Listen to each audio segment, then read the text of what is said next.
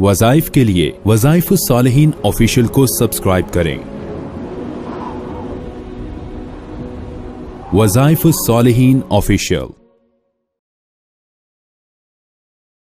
मिर्गी जिन्नाती एक बीमारी है और ज्यादातर जिन्नाती होती है, लेकिन कुछ मेडिकली भी होती है। मिर्गी का जो मरीज होता है, इसका दिमाग जो है वो बहुत ज्यादा कमजोर हो जाता है और दिमाग के अंदर जो है ये बीमारी जिन्नाती शक्ल में बैठ जाती है। और चूंकि खून में होती हैं जिन्नाती चीजें, इमाम इब्न क़य्यम रहमतुल्लाह अलैह ने इस बीमारी पर बहुत बहस फरमाई है और इसको जिन्नात की एक किस्म करार दिया। और ये अक्सर जो है इंसान के जिस्म में खून से दाखिल होती है। और हवा, चूंकि जिन्नात एक हवा की किस्म भी है और हवा के जरिए ये खून में जल्दी दाखिल हो जाते हैं, इसलिए जब इंसान दुआओं का एहतमाम नहीं करता तो अक्सर उस पर ये चीज मुसल्लत होती है। या छोटे बच्चों पर जब ये मुसल्लत होती है तो उनके दिमाग को सबसे पहले जाके जकड़ती है, फिर आहिस्ता आहिस्ता ये चीज जाहिर होती है जब इंसान बिल्कुल मरीज बन चुका होता है, पहले पता नहीं चलता। इसलिए अगर आप दिमागी अमराज से या मिर्गी की कोई भी किस्म हो उससे बचना चाहें तो आप सबसे पहले दुआओं का एहतमाम करें, हिफाजती दुआओं का, जो अल्लाह के रसूल सल्लल्लाहु अलैहि वसल्लम ने हमें हिसार की शक्ल में दी हैं। अब ये जिन्नाती जो किस्म है, जब ये इंसान के जिस्म पे दाखिल होती है तो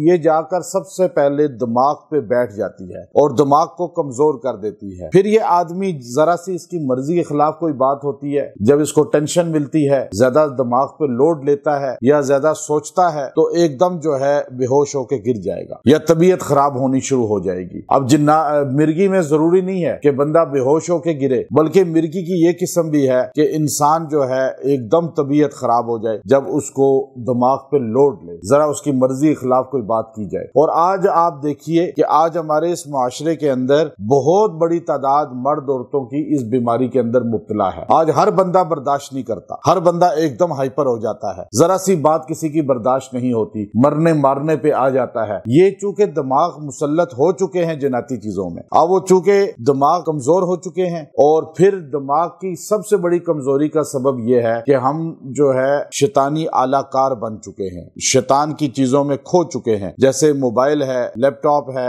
कंप्यूटर है, जो बंदा ज्यादा यूज करता है वो भी मिर्गी का मरीज ही बन चुका है तकरीबन। उसका दिमाग कमजोर हो चुका है और दिमाग में उसके बर्दाश्त खत्म हो चुकी है। अब ऐसा मरीज जिसको मिर्गी चाहे जिन्नाती हो चाहे मेडिकली हो, अब दिमाग असल इसका माखज है, तो इसके लिए सबसे बेहतरीन कुरान पाक की सूरह जो है वो सूरह मुरसलात है। सूरह मुरसलात के अंदर अल्लाह ने यह तासीर रखी है कि मिर्गी के तमाम जुमला जो अक़साम है वो इंसान के जिस्म से खत्म करती है। क्योंकि ये सूरह हमारे नबी करीम अलैहिस्सलाम की बड़ी महबूब सूरत है। आप अलैहिस्सलाम ने फरमाया कि मुझे सूरह मुरसलात ने बूढ़ा कर दिया, यानी आप अलैहिस्सलाम के दाढ़ी के चंद बाल सफेद थे। जब असहाबे पैगंबर अलैहिम रिजवान ने पूछा कि या रसूल अल्लाह ये सफेद चंद बाल हैं आपके दाढ़ी मुबारक में, तो आपने फरमाया कि मुझे सूरह मुरसलात ने, सूरह हूद ने, कुछ और सूरतों का जिक्र किया, लेकिन सूरह मुरसलात का बिलखुसूस जिक्र किया कि मुझे इसने बूढ़ा कर दिया। आप अगर उसके तर्जुमे को देखें तो